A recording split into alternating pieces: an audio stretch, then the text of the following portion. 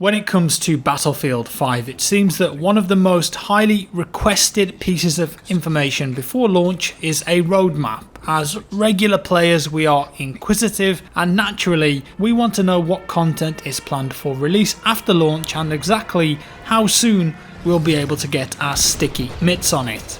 The content in the game at launch seems pretty light in my opinion, and we knew that certain things weren't going to be in the game at launch, and thankfully DICE have just released an extensive roadmap detailing all of the features and new content that will be coming for the game for quite a few months after its release.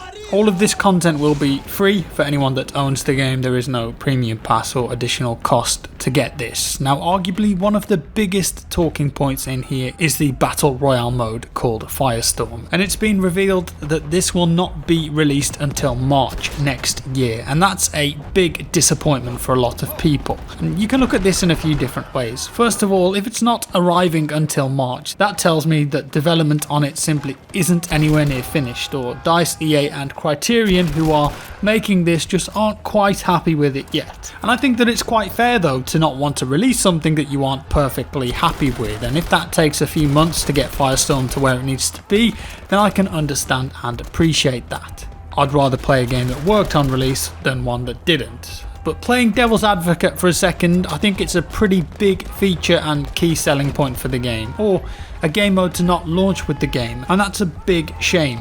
If you look at the buzz right now around Blackout, that's because they've managed to put together a very solid BR experience, not 3 months after the launch of Black Ops 4, but on day one. And I think in terms of marketing and hype, that is a huge bonus. Of course, if it's not ready, then it's not ready though. You can't bend space and time, and you want it to be as good as it can be. And if that takes a few more months of dev time, then I think that's fine. But I do worry that a lot of the buzz for the game could have worn off by March. Maybe Battle Royale Firestorm will bring some of that back, or maybe by March people won't be that excited for it at all. It's hard to judge for now, but of course we all want a really amazing BR experience from Firestorm, so it's going to be interesting to see how that goes when it releases in March. Maybe a lot of the hype for Blackout would have died down by then, so it's a good idea. But the reality is that you can either look at this as a negative or a positive. In the end, hopefully this gives us all much more time to get stuck into the core multiplayer component of BF5, and we get a better additional BR experience at the end of it. You all know how I feel about Battle Royale though. It should be standalone for Battlefield and not tied into BF5. And now we've tackled Firestorm, let's get back to the actual timeline and see what's coming after release and up until March. So Tides of War is a term that you would have seen quite a bit in the build up to BF5's release, and some of you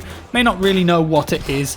And Tides of War is the live service component of BF5. What this means is that there'll be a constant flow of new content after release as part of this live service. Right now we know 3 chapters. Chapter 1 starts just a few weeks after launch and it's called Overture. This lasts until around January, and then from January to March we've got a new chapter with new content. This chapter is called Lightning Strikes, and then the last chapter announced so far starts in March and it's called Trial by Fire because of the release of Firestorm. With each of these chapters comes new content, from multiplayer operations to new maps, weapons, vehicles, and thanks to the roadmap we now know what's coming in each chapter.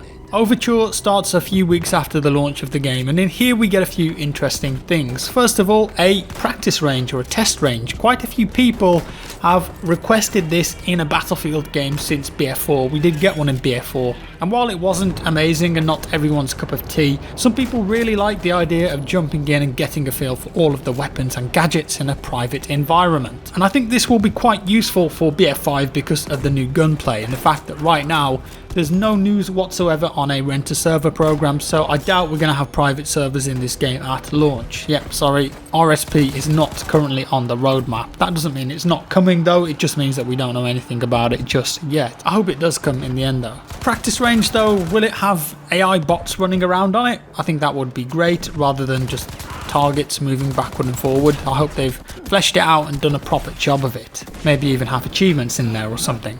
Also coming in the first chapter is vehicle cosmetics. When the game launches, we will have access to soldier customization only, but not vehicle customization. That's going to be slightly delayed. Not to worry though, it will arrive soon after launch. We also get a new map in chapter 1 called Panzerstorm, which, as the name would suggest, is a heavily tank focused map with the German forces pushing into Belgium. And speaking of tanks, there's also a new single player war story called The Last Tiger coming out in this chapter, which I mentioned in my single player impressions, and this revolves around a Tiger tank crew that questions their ideology of what got them to this point in the war. It's really the only war story that I'm interested in. Now, it's important to note that there are no actual dates tied to these features. The time frame for them is somewhere between December and January, so in theory some of the features might not come until late January. We can't say for sure. The second chapter is between January and March, and this is called Lightning Strikes. With this chapter, the biggest feature is Combined Arms, which is the co-op mode that's coming to BF5.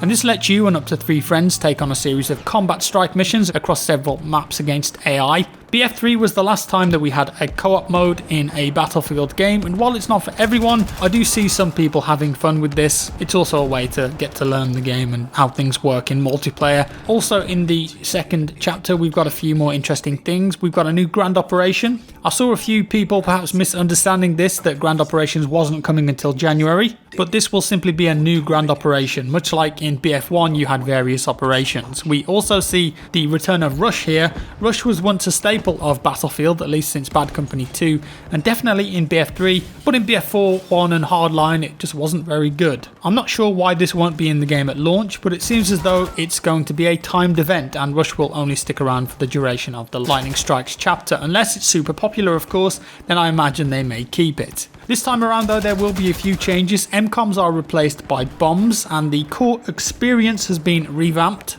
I think Rush could be really good in BF5 with the new movement and gunplay as an infantry only experience perhaps, so I'm quite excited to see the changes that they've made. As well as Rush, we're getting a new game mode called Squad Conquest, and this is a 16 player only mode with 2 squads per team. Quite an interesting concept because it seems to be a mix of Conquest Small and Squad Rush from BF3. I'm not sure on the size of the maps, but they would of course need to be smaller to make a game mode like this work, so maybe are we finally seeing the return of Conquest Small. The third chapter, as we mentioned earlier, comes in March and it's called Trial by Fire, and yeah, Battle Royale mode will be joining the fray, but there are plenty of other things coming in March too. First of all, we're getting a new co-op mission for Combined Arms, and then we're getting a brand new location in Greece. This sounds a lot like a vehicle focused map based around an aerial invasion along the Cretan coast. It's described as all-out war defined by a power struggle between tank control versus air superiority, so this is definitely going to be heavily vehicle focused. Allied forces desperately trying to cling onto the island that's under attack by the Axis force. I think Greece will be a really interesting new location. There's also a mention of a new mode,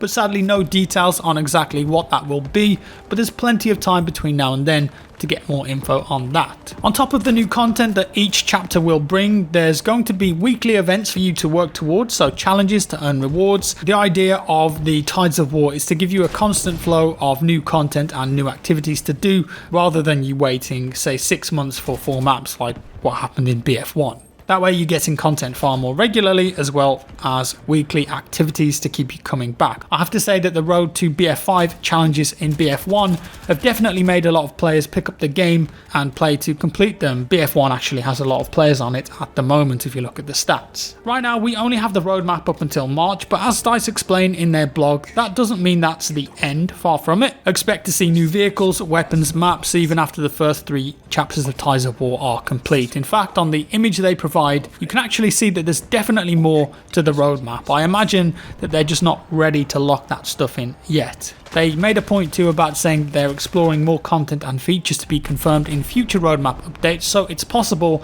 that more will be added to these first few months of extra content, but that's just not entirely confirmed yet. I saw a couple of the devs on Twitter saying that there is more stuff than what's on these images. Overall, I think it's good that we've now got an idea of what's coming, and this will definitely appeal to a lot of people, but to me personally, it's quite disappointing that the game won't have that much content at launch, and stuff like co-op and BR won't be available until next year. But you know what, it is what it is, and I think that we'd all rather have a much better product and gameplay experience than have one that's rushed out of the door at launch and just isn't very good. But let's hope that the extra time that's being taken on these features pays off and that they are a success and fun to play when they eventually come out. And that's all for today, guys. Do let me know your thoughts on the roadmap down in the comments below. If you liked the video, give it a like. If you didn't, a dislike. Subscribe if you want to see more, and I'll see you in the next one.